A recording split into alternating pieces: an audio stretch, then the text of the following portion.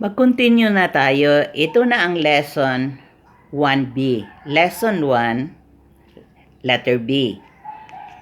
Now, I have listed in your study guide the different summarized importance of research. The first one, which I have written, is that research has shortened distances.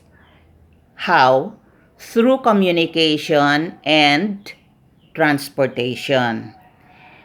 Through research, roads and bridges were built and transportations were invented so that man could be transported from one place to the other with ease and with speed. And with these various types of transportation, various means whereby they could reach a certain place at the least possible time and be able to communicate or to find out what's happening at the other side of the world through communication facilities, the world has been reduced. The big world has been reduced into a global village. So, dahil sa research, nagkaroon tayo ng pagkakataon na madali lang abutin ang isang lugar at saka madali natin makontak ang tao sa ibang parts of the world, ibang parts of the country at a given period of time. So, kung minsan, most of the time even, this news or communication about the rest of the world are aired or shown simultaneously. And we begin to learn and understand what's happening at the other side of the world. Kaya ang world natin parang na-reduce sa village. Kasi sa village, we usually know what has happened to our neighbors because communication is so fast. Kung minsan tama, kung minsan may mga konting errors. Dahil sa kung minsan may dagdag, kung minsan may kulang. Na ngayon, itong mga multimedia that has come up to speed up our communication has more or less diminished these errors. Kasi pag simultaneous ang pag-communicate natin, may fidelity of communication. Kung ano man ang ibig nating sabihin, masabi natin diretso. So, wala masyadong mga modifications sa message na gusto nating ipaabot sa iba.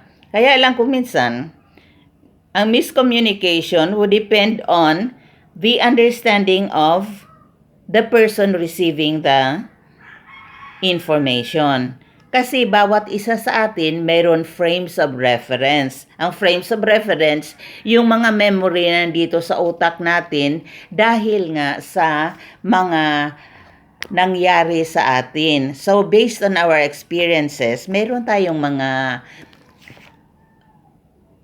nandito sa mind natin kung ano ang meanings ng ibang bagay. Kung halimbawa marinig natin ang bagay na ito, iba ang intindi ng iba, iba rin ang intindi ng iba.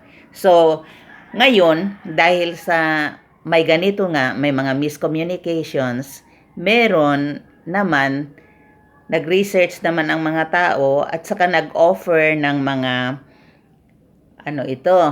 mga subjects on communication, no? May mga mga degrees or mga curriculum leading to degrees in communication for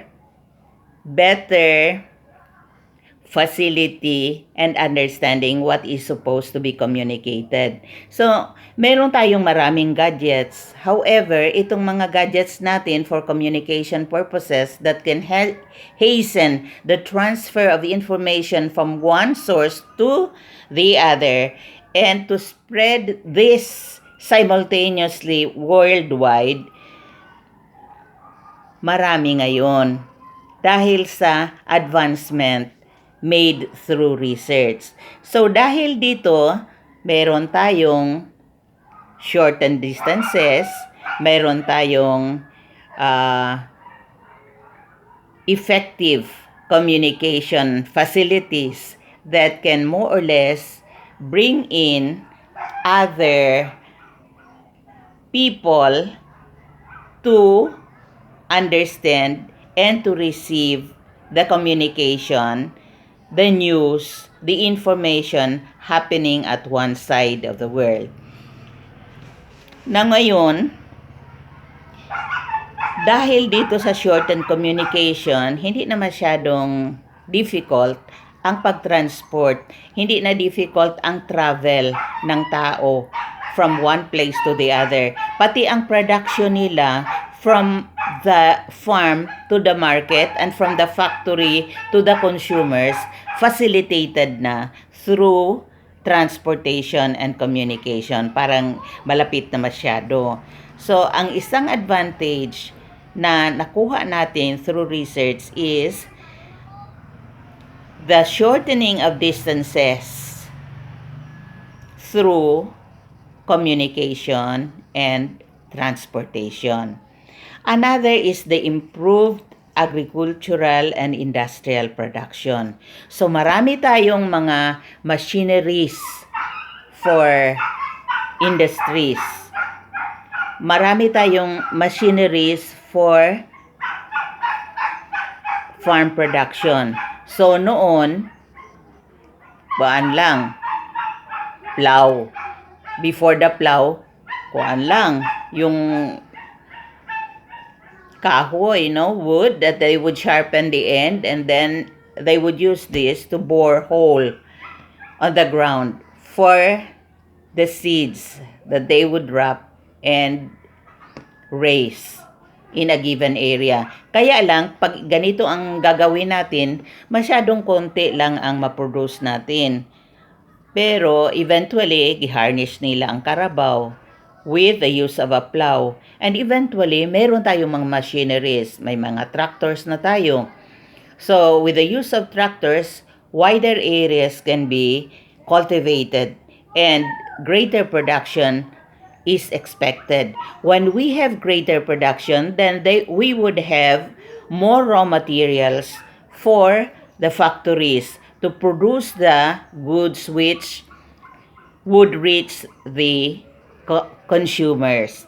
Ito lang kasi, itong mga ito, the first two, advantages, kahit may advantage ang research, mayroon din corresponding disadvantage. Gaya nitong transportation, Tapos, and sa transportation, mabilis ang movement. Sa communication, mabilis din ang exchange of information. Kaya lang, marami tayong accidents that occur because of this speed in transportation. Tapos marami din tayong yung cases of radiation sa cellphone. Kung minsan nagababad ang iba, pero